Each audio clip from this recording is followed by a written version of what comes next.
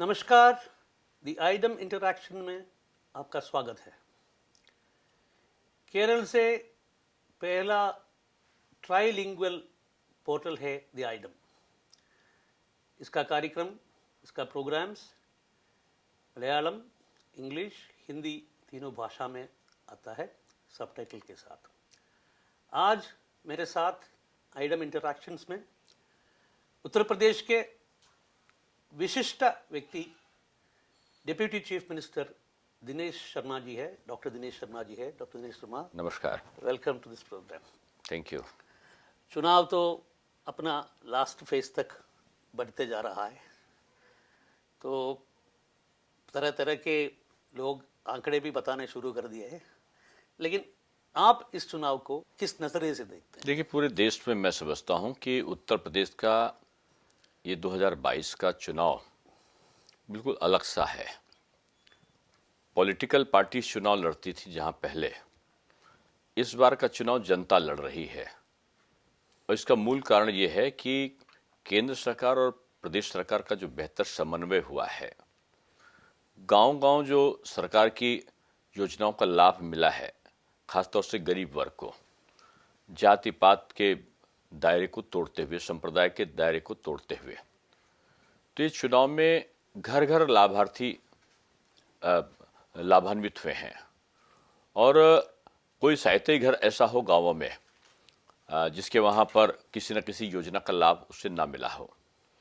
कहीं पे टॉयलेट्स बने हैं, किसी घर में किसी को आवास मिला है, किसी को गैस का कनेक्शन मिला है, तो किसी को 6,000 रुपये किसान सम्मान निधि मिली है, तो किसी को 1 लाख रुपए तक का जो ऋण की माफ़ी है वो मिला है।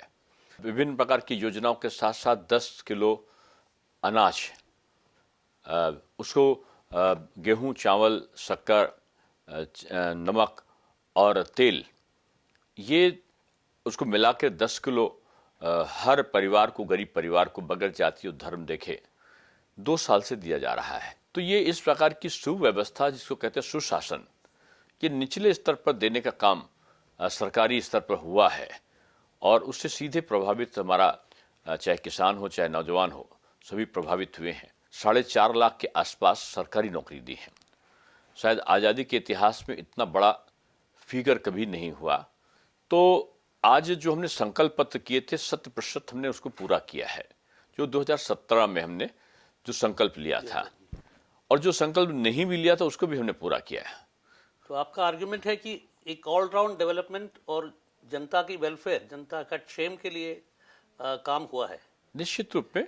देखिए, ये चुनाव अगर आप विश्लेषण करेंगे और विपक्ष से भी पूछेंगे तो वो जिन्ना पे आ जाएगा, पाकिस्तान पे आ जाएगा, चीन पे आ जाएगा, जाति पे आ जाएगा कि हमारे पास ये जाति, हमारे पास वो जाति, ये हमारा गणित, ये हमारा इतना अल्पसंख्यक मुस्लिम, इतना हमारा हिंदू, इतना हमारा, इस बातों पे वो उतर ही आएगा। अगर आप उससे पूछेंगे, वो अपना ये नहीं बताएगी आपने डेवलपमेंट क्या किया। अगर आप ज्यादा पूछेंगे तो कहेंगे साहब जो भी बीजेपी ने किया वो मैंने सपना देखा था। और सपना देखा था, सपना कौन देखता है? जो सोता है वो सपना देखता है। तो ये तो हमको, वैसे हम सफ़र कर रहे हैं, मुझे वैसे भी हम पश्चिम से सफ़र करके आगे आए हैं और पूरब के कुछ हिस्से में भी हमने सफ़र किया था। जो ये जो वेलफेयर प्रोग्राम्स की जो बात आप बोले हैं, ये कोविड टाइम में रिलीफ जो दिया है और लाभार्थियों का जो ये जो इश्यू आप हाईलाइट कर रहे हैं, ये बहुत एविडेंट है जो फील्ड में हम जाते हैं। लेकिन ये किसान वाली इश्यूज़ में, जैसे गन्ने का मूल्य देना, और खास करके ये केंद्र सरकार ने जो 3 किसान का कानून जो लाया था, और यूपी में तो वो एक आंदोलन भी नहीं हुआ था, किसान आंदोलन का एक भी प्रदर्शन। पश्चिम उत्तर प्रदेश में उसका असर तो हम देखने को मिलता है। आप अगर उत्तर प्रदेश के विगत 1 साल का आप एक भी खबर बता दें कि उत्तर प्रदेश के एक भी जिले में किसान आंदोलन को लेकर यहाँ पर कोई प्रदर्शन हुआ हो, इसका असर कहीं भी हुआ हो, हरियाणा में हुआ हो, पंजाब में हुआ हो, लेकिन उत्तर प्रदेश में कहीं भी धरना प्रदर्शन नहीं हुए। समर्थन मूल्य पे ही हम लोग पहले से खरीद रहे हैं। उत्तर प्रदेश में हमने बिचौलियों को पहले से समाप्त कर रखा है खरीद के लिए मंडी में। तो जो किसानों की वहां पर मांग है वो पहले से हमारे वहां उत्तर प्रदेश में चल रही है, किसान खुश है। ये भारतीय किसान यूनियन जैसे किसान संगठन जो है, उसका राकेश टिकैत जैसे नेता थे, वो लोग तो आपके साथ थे 2017 का चुनाव में भी और 2019 का। नहीं नहीं, वो चुनाव लड़े थे, वो चुनाव लड़े थे, राकेश जी चुनाव लड़े थे और चुनाव में वो जीत नहीं पाए थे, काफी पीछे रहे थे। लेकिन हम किसान के साथ हैं, किसान हमारे साथ है। बीजेपी का जो काम अभी ये सरकार का काम तो एक जगह पे है, जो 5 साल का रिकॉर्ड एक जगह पे है, लेकिन बीजेपी ने सोशल लेवल पे तो बहुत बड़ा काम बहुत सालों से 15-20-25 साल से करते आए हैं। एक तरह का पैन हिंदू सोशल इंजीनियरिंग का, और जिसमें खास करके ये ओबीसी कास्ट में यादवों को छोड़ के बाकी ओबीसी कास्ट और नहीं नहीं, यादव भी हमारा परंपरागत मतदाता रहा है। ठीक है। नेताजी के आने से पहले हाँ। 90% यादव जनसंघ के साथ था, बीजेपी के साथ रहा है। ओके, तो ऐसा नहीं नहीं, है, मैं हम लोग जाति की बात नहीं करते। परसेप्शन की बात बोल रहा हूँ। तो लेकिन एक सोशल इंजीनियरिंग प्रोजेक्ट तो गोविंदाचार्य जी सब बात करते थे उस समय, तो हम भी उसको सुन के आए थे। तो लेकिन ये इसका एक काम करते करते 20-25 साल से उसका कंसोलिडेशन हो गया। 2017 के चुनाव में उसका कंसोलिडेशन बहुत देखने को मिला।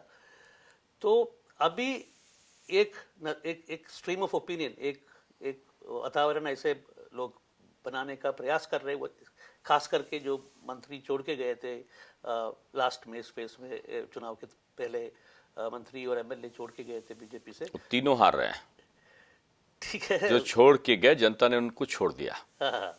और अब नहीं, उसका असर है, लोग बोल रहे हैं ऐसा एक स्ट्रीम ऑफ अब ओपिनियन। चुनाव परिणाम में असर देखिएगा। हाँ। उनको अपनी सीट छोड़कर दूसरी सीट पे जाना पड़ा। अगर इतना ही उनका पॉपुलरिटी था तो अपनी सीट से दोनों लड़ते, दोनों जने सीट छोड़ के गए, और तीसरे जो सीट नहीं छोड़े वो तीसरे चौथे नंबर पे आ रहे हैं, सहारनपुर के नेता। और मैं आपको बता दूं कि उत्तर प्रदेश में हमने जाति के आधार पर संरचना नहीं किया है। हम जब सरकार में आए थे तो 11 लाख करोड़ की अर्थव्यवस्था थी। आज जब आपसे बात करें तो 22 लाख करोड़ के आसपास हमारी अर्थव्यवस्था है।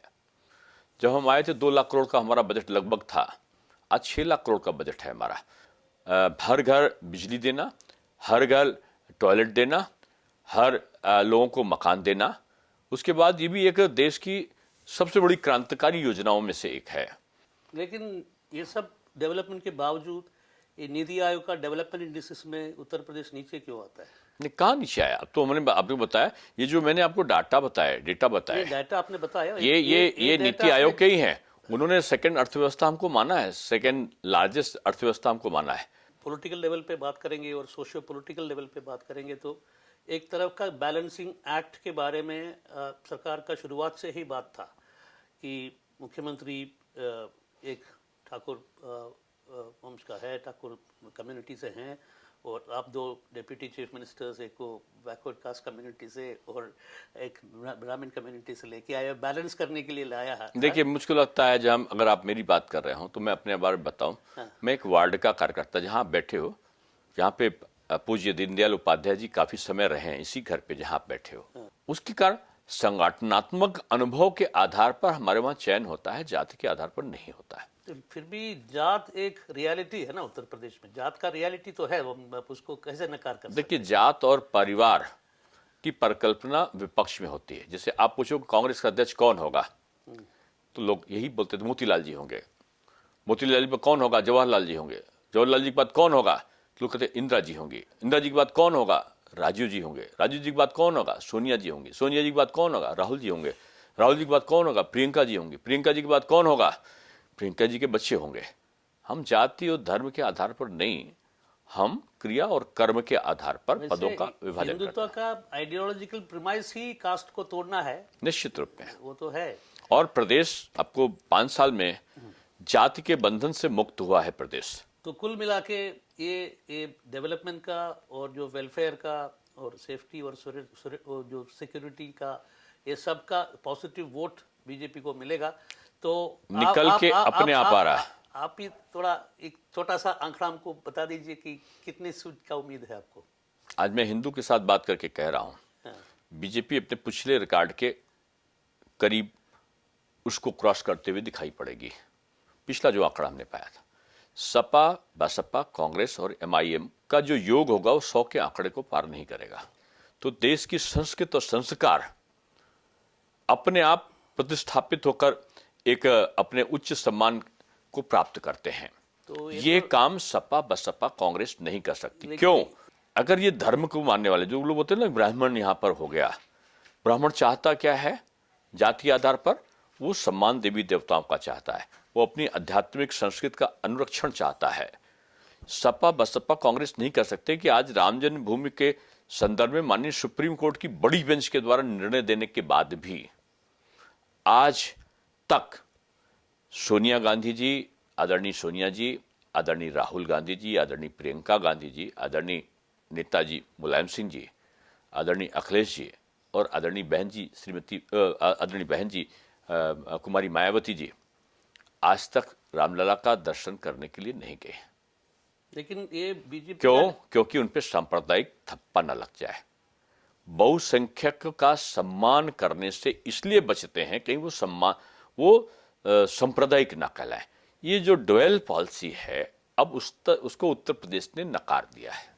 लेकिन एक स्ट्रीम ऑफ आर्गुमेंट ये भी है कि ये जो हिंदू सिंबल्स को इतना ओपनली सीनियर कॉन्स्टिट्यूशनल पोजीशंस में बैठने वाले, ऐसा हिंदू सिंबल्स को ऐसा क्यों अपना, आपने ऐसा अपनाना, वो भी एक तरह का आपने ये नहीं देखा कि अपने से पवित्र कुरान शरीफ को लेकर चलते हुए आपने क्या पवित्र गुरु ग्रंथ साहब को लेकर हमारे केंद्रीय मंत्री को करतार साहब अफगानिस्तान से लाए हुए गुरु ग्रंथ साहब के उसको सर पे लेकर चलते हुए नहीं देखा क्या?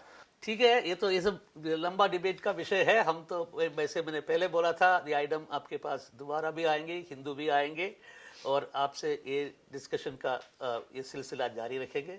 धन्यवाद। आभार आपका।